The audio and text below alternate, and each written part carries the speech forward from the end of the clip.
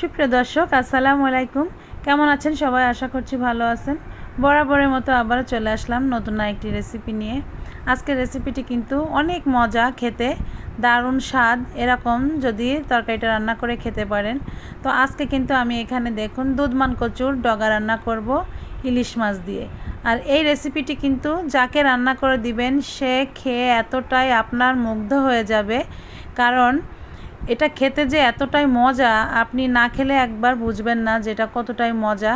দেখুন দুধমান কচুর আমি যে মাঝের যে ডগাটা থাকে জালি পাতা অংশ সহ সেই ডগাটা নিয়েছি, আর পাতা সহ, আর সাইডের ডগাটাও আমি নিয়েছি। খালি যে মাঝখানের ডগাটা নিতে হবে তা না, মাঝখানের ডগাটা নিয়েছি এই জন্য যে মাঝখানের ডগাতে যে পাতাটা থাকে ওই পাতাটা খুব কচি থাকে। ওই পাতাটা কিন্তু এই তরকারিতে এইভাবে দিয়ে রান্না করলে ডগার সঙ্গে খেতে কিন্তু অনেক ভালো লাগে।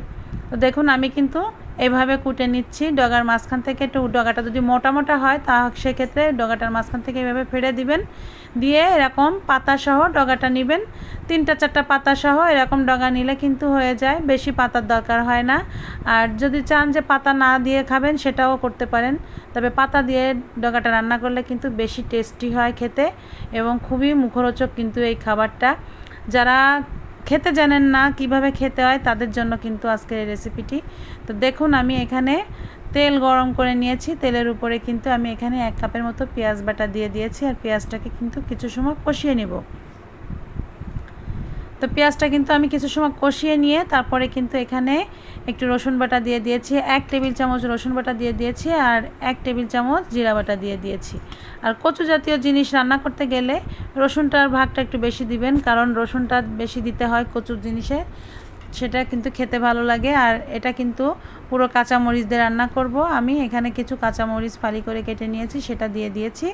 দিয়ে এখন লবণ আর হলুদ পরিমাণ মতো দিয়ে দেব, দিয়ে মশলাটাকে কিন্তু একটু সামান্য পানি দিয়ে কষিয়ে নেব। রান্নাটা কিন্তু খুবই সিম্পল, কিন্তু খেতে অসম্ভব মজা। যারা কখনো খাননি তারা একবার হলেও এটা ট্রাই করবেন, দেখবেন এটা এতটা মুখরোচক। আর আপনি এটা যেদিন রান্না করবেন সেদিন আপনার অন্য কোনো তরকারি রান্না করতে হবে না, শুধু এটা দিয়েই আপনার ভাত খেতে এতটাই মন চাইবে। যতই খাবেন না কেন মনে হবে যে আরও খাই, মুখে এত স্বাদ লাগবে, আপনার পেটে জায়গা থাকবে না, তারপরেও দেখবেন মনে হবে কি যে আমি আরও এটা দিয়ে ভাত খেতেই থাকি, এতটা টেস্টি হয় এই খাবারটা। তো দেখুন এখানে আমি ইলিশ মাছ নিয়েছি, ইলিশ মাছের মাথার মাঝখান থেকে এভাবে একটু কেটে দিয়েছি যাতে লবণটা ভালোভাবে ঢুকে, লবণ ঝালটা। তো এইরকম যখন ইলিশ মাছের যে এরকম কাটা কাটা থাকে এই জিনিসগুলো দিয়ে রান্না করে দেখবেন, পিওর মাছ দিয়ে না রান্না করে এই ধরনের কাটা মাছ মিশিয়ে রান্না করে খেয়ে দেখবেন, এটা কিন্তু এই তরকারি এইভাবে রান্না করলে ভালো লাগে।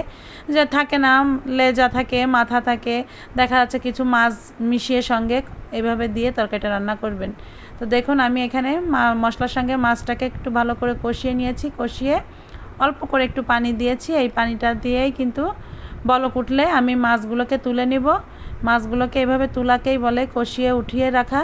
তো দেখুন আমি কিন্তু এভাবে কষিয়ে উঠিয়ে নিচ্ছি, আর উঠিয়ে তারপরে কিন্তু কচুর ডগাগুলো আমি কিন্তু এখানে দিয়ে দিব।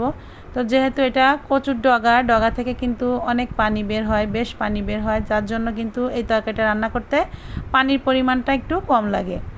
তো আমি এখন এই যে কচুর ডগাগুলো পাতাগুলো সব দিয়ে দিব, দিয়ে এখন কিছু সময় একটু কষিয়ে নেব। তো এটা দেখবেন যখন কষাতে কষাতে এটা থেকে কিন্তু একটু বেশ পানি বের হয়ে আসবে। পরবর্তীতে এখানে বেশি পানি আর লাগবে না তরকারিটা রান্না করতে, এই পানিতেই হয়ে যাবে। অল্প কিছু হয়তো পানি লাগতে পারে, সেটা আপনাদের দেখিয়ে দেব। তো যা বলছিলাম, তো দেখা যাচ্ছে এই কচুগুলো কিন্তু বাজারেও এখন বেশ কিনতেই পাওয়া যায়। যারা কখনো খাননি তারা কিনে এটা খেয়ে দেখবেন। আর এই কচুতে কিন্তু গলা ধরে না, বিশেষ করে এটা কিন্তু এটা বলতে পারি, মানে এই দুধমান কচুর ডগাটাতে কিন্তু কখনো গলা ধরার ভয় থাকে না। এটা কিন্তু অনেক মজা লাগে খেতে, যখনই খান না কেন তখনই কিন্তু এটা খেতে পারবেন, এটা কোনো গলা ধরার ভয় নাই। আর এটা কিন্তু অনেকে সেদ্ধ করে ফেলে দেয় পানি দিয়ে, সেটারও প্রয়োজন নেই। ঠিক যেভাবে আমি রান্না করছি এভাবে আপনারা রান্না করবেন, দেখবেন খুবই ভালো লাগবে।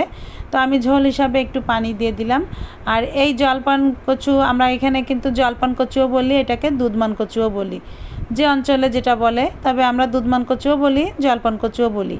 তো এটা কিন্তু ইলিশ মাছ দিয়ে আসলে এটা খাওয়ার জন্য তরকারিটা, এটা কিন্তু আপনি ইলিশ মাছ দিয়ে যতটা টেস্ট পাবেন এটা কিন্তু অন্য কোনো মাছে রান্না করলে এতটা টেস্ট লাগে না। তবে চিংড়ি মাছ দিয়ে রান্না করতে পারেন, তবে চিংড়ি মাছ দিয়ে রান্না করলেও ভালো লাগে, কিন্তু এটা ইলিশ মাছ দিয়ে অ্যাকচুয়ালি রান্না করলে বেশিটা ভালো লাগে। তো আমি কিন্তু দেখুন এটা নেড়ে চেড়ে যখন একটু নরম হয়ে আসছে, একটু সেদ্ধ হয়ে আসছে, তখন কিন্তু আমি মাছগুলোকে উপর থেকে এভাবে দিয়ে তারপরে কিন্তু তরকারিটাকে রান্না করে নিব। এখন কিন্তু শুধু জাল করে করে ঝোলটাকে কমিয়ে নিতে হবে, তরকারিটা কিন্তু আর কিছুই করার নেই, রান্নাটা কিন্তু হয়ে গিয়েছে এক হিসাবে। আর এখন আস্তে আস্তে তরকারিটা জাল করে করে ঝোলটা কিছুটা কমিয়ে নেব, মাঝে মাঝে একটু নেড়ে চেড়ে দিব। তো বাসায় যখন দেখবেন যে একঘেয়েমি তরকারি খেতে খেতে ভাল লাগছে না কিছু আর, তখন এরকম একটু তরকারি রান্না করে খেয়ে দেখবেন আপনার রুচি একদম পুরোটাই চেঞ্জ হয়ে যাবে। আর কিছুদিন পর পর মনে হবে যে এরকম তরকারি রান্না করে করে আসলে ভাত খাই, এটা এতটাই মজা লাগে।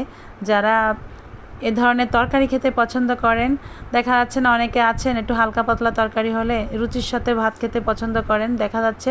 আর আসলে এসব তরকারি কে কেমন পছন্দ করেন জানি না, তবে এ ধরনের তরকারি দিয়ে আসলেই রুচির সঙ্গে ভাত খাওয়া যায় এবং প্লেট প্লেট ভাত খেয়ে নিতে পারবেন, এটা এতটাই গালে দেখবেন মজা লাগবে। তো দেখুন তরকারিটা কিন্তু আমি নেড়ে চেড়ে এইভাবে রান্না করে নিয়েছি, আর তরকারিটা আমার কিন্তু রান্না হয়ে গিয়েছে। ঝোলটা যতটুকু আছে আপনি চাইলে এই অবস্থায় নামাতে পারেন, আবার এর থেকে আরেকটু কমিয়েও নিতে পারেন। তো দেখুন আমি কিন্তু তরকারিটা রান্না করা হয়ে গেছে, সামান্য একটু ঝোল কমে আসলে কিন্তু আমি তরকারিটা নামিয়ে নেব। আসলে এই তরকারিটা আমি যেদিন বাসায় রান্না করেছি, আমার বাসার আর কি সবাই মানে অন্য কোনো যা রান্না করেছি কিছুই কিন্তু কেউ খায়নি, এটা এতটাই তাদের ভালো লেগেছে, শুধু এটা দিয়েই ভাত খেয়েছে। তো আমার কিন্তু তরকারিটা রান্না করা হয়ে গিয়েছে, আমি এখন নামিয়ে নিব। আপনারা দেখুন কালারটা এত সুন্দর আসছে, তরকারি কালারটাও কিন্তু অনেক সুন্দর আসছে। আর এই তরকারিগুলো কিন্তু এরকমই রান্না করতে হবে, এরকমই রান্না করবেন, একটু শুকনো শুকনো ভাব থাকবে, একবার একটু ঝোল ঝোল ভাব থাকবে। দেখুন এই ঝোলটা কিন্তু আস্তে আস্তে আরেকটু টেনে যাবে, মানে ঘনত্ব এসে যাবে। আর একটু এরকম তরকারি উঠিয়ে খাবেন, ভাত আপনি অল্প একটু তরকারি নিয়ে খেয়ে নেবেন, দেখবেন এক প্লেট ভাত আপনার কিভাবে খাওয়া হয়ে গিয়েছে আপনি বুঝতেই পারবেন না। তো ভিডিওটি যদি ভালো লেগে থাকে একটি লাইক কমেন্ট শেয়ার এবং চ্যানেলটিকে সাবস্ক্রাইব করবেন, পাশে থাকা বেল আইকনটি ক্লিক করবেন যাতে আপনি আমার নতুন ভিডিওর নোটিফিকেশন সবার আগে পেয়ে যান।